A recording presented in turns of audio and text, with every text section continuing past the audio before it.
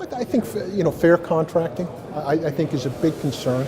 The acknowledgement that the salvage community.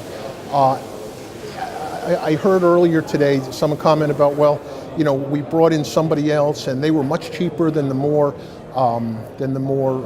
organized or more experienced salvors. So we're going to use them and we're going to work with them. We're going to support them.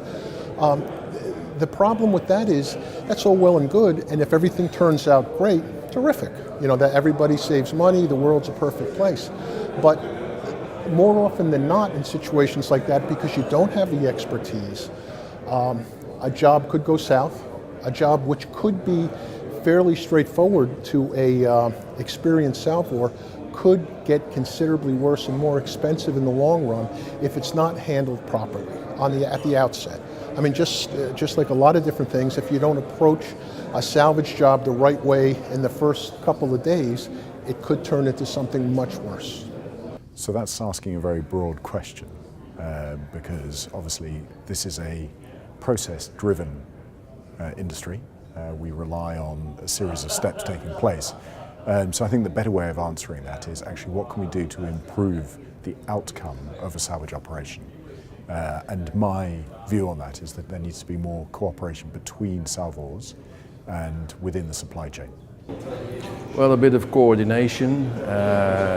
It's becoming easier, I think, because material and equipment is more available worldwide.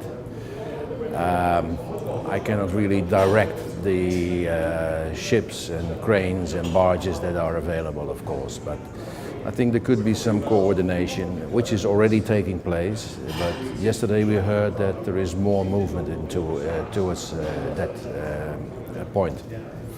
I think I still am a firm believer in Lloyd's open form, and I think that process and the way it works is still the right way for dealing with most, if not all, casualties.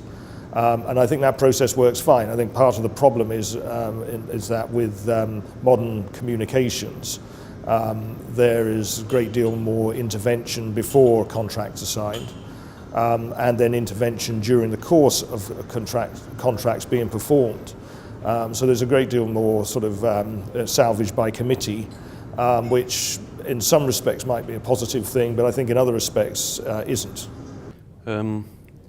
I think it works best when the salvors and the owners and the underwriters and the P&Is work together.